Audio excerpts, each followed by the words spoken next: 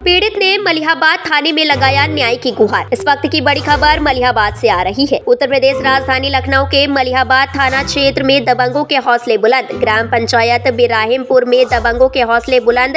पीड़ित मथुरा प्रसाद की पुश्तैनी जमीन पर 5 पेड़ आम के और जामुन का लगा हुआ है, जिस पर दबंग कब्जा करने का कर रहे हैं प्रयास।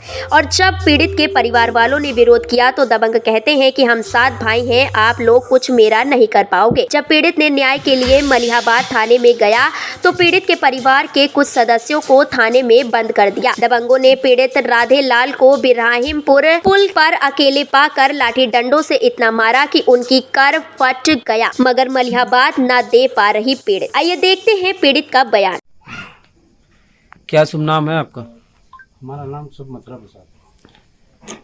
कहाँ के रहने वाले हैं? क्या है पूरा मामला बताइए। ग्राम इब्राहिमपुर, थाना मलिहाबाद, जिला लखनऊ का मैं रहने वाला हूँ।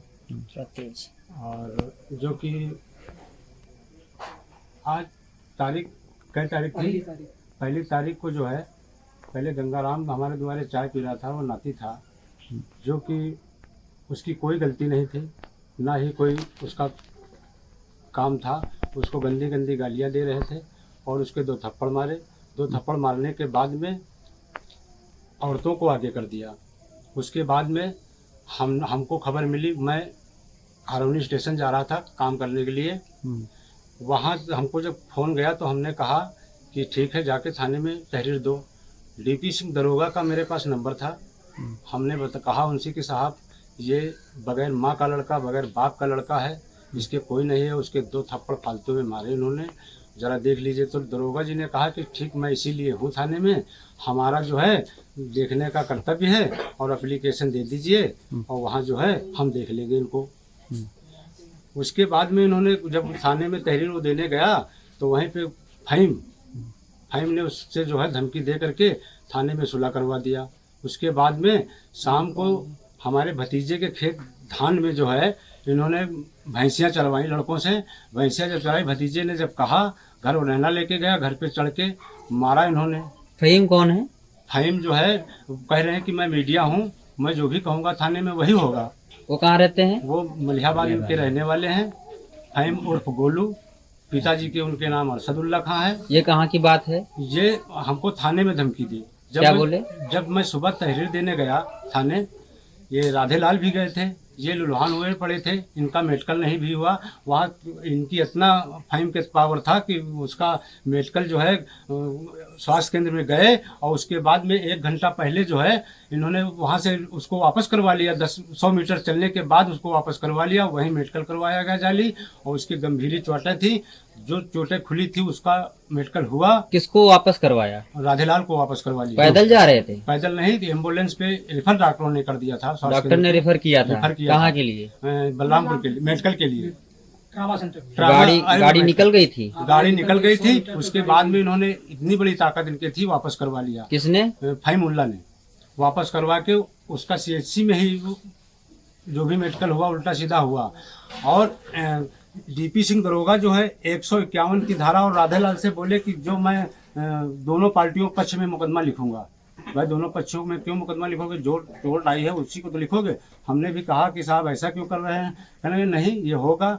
उसके बाद में फिर मैं जो है तहरीर देने के लिए मैं जा रहा था, तो मैं इंस्पेक्टर साहब के गेट पे पहुंच गया था। इंस्पेक्टर साहब के गेट पे पहुंचते ही फहीमुल्ला अंदर से निकले, कहने लगे, साले फांसी की जात मादर चोद, अगर इंस्पेक्टर साहब से किसी प्रकार की शिकायत हमारे पक्ष के लोगों को की तो तुम्हारी खैर नहीं है, तुमको जो है मैं जान से मरवा दूंगा। मैं मीडिया का आदमी हूँ और रेशमा से झूठा प्रार्थना पत्र दिला करके हम सब लोगों को फंसा देंगे। मैं मीडिया का आदमी हूँ।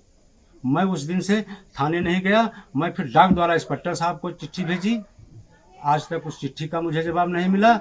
मैंने माननीय उप जिलाधिकारी तहसील मलिहाबाद के लिए चिट्ठी एक डाली काकोरी से, डर के मारे, वो भी चिट्ठी का मुझे जवाब नहीं।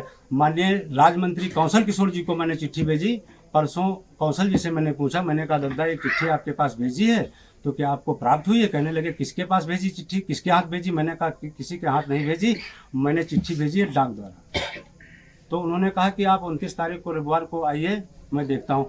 और दूसरा फैसला, यहाँ पे एक नीम का पेड़ खड़ा था, नीम का पेड़ सरकारी जगह में रातों रात काटा। हमने कहा चलो छोड़ो, घर बना रहे हैं, पर बनाने दो, हमसे क्या लेना। इंडिया मार्का गवर्नमेंट का लगाया हुआ हैंडपम्प इन्होंने अंदर कर दिया। मेरा एक चचेड़ा भाई राम गोपाल ने जब कहा एक बार, तो उसके पे तहरीर दी कि मुझे बाग में खींचे लिए जा रहे थे, और हमारे गांव वालों, हमारे घर वालों ने आकर के मुझे बचाया। वो जो सरकारी नल लगा था किसी के पट्टे की जमीन में लगा था? किसी के पट्टे में। ये जमीन जो है सर, ये जमीन जो है सुरक्षित भूमि है, और मेरे ही जमीन पुश्तैनी जमीन है मेरे बाप की लगाई हुई, जो यहाँ पे जमनी के पेड़ और आम के पेड़ थे। एक पेड़ अभी आज भी मौजूदा है, और जब उनको रोकते हैं आज भी गोबर डाल रहे हैं, और उसी को बंगला, उसी का जो है लड़कों ने जाकर के हमारी जमीन, जो हमारे भतीजों को मारा इन्होंने, तो लड़कों ने कहा जो हमारी ही जमीन में बांध लो, हटाओ यहाँ से। गोबर कौन डालता है? गोबर वो राजपाल की जो है वो रेशमा डाल रही है, जबरदस्ती कर रही है, और कहती झूठे मुकदमे में फंसाऊंगा मैं। तो सर ऐसी ऐसी बात है, ऐसी ऐसी घटनाएं हैं, और ये बात यहाँ गांव में पुलिस आकर के विवेचना करे कि मेरे वृक्ष थे यहाँ पे या नहीं थे। हमारी उम्र के जितने लोग हैं और उससे उम्र वाले लोग सत्य हमारी न कहें न किसी की कहें। किस चीज के पेड़ लगे हुए थे? पेड़ हमारा एक जामुन का था, 3-4 पेड़ आम के थे, अभी एक पेड़ मौजूदा खड़ा है, एक पेड़ अभी मौजूदा खड़ा है। उसकी शिकायत हमने प्रभारी निरीक्षक मलिहाबाद में भी दी, कौंसल जी को दी, एसडीएम साहब को भी दी, लेकिन उसकी कोई आज तक कोई मुझे खबर नहीं। अब आप क्या चाहते हैं? पीड़ित हूँ, और गांव में ये ऐसे व्यक्ति हैं, गांव में विवेचना करे पुलिस, जब ये गलत पाए जाए तो ठीक है, नहीं तो मेरे पे मुकदमा लिखा जाए। अभी तक जो आपने एप्लीकेशन मलिहाबाद थाने में दे रखी थी, उसका कुछ रिस्पॉन्स आपको मिला? कुछ नहीं सर मिला। 151 की जो है, 151 में पूरा परिवार हम गए, जो पढ़े लिखे लड़के थे उनको फंसाने का काम है कि किसी गवर्नमेंट के कार्य के ना रह जाएं।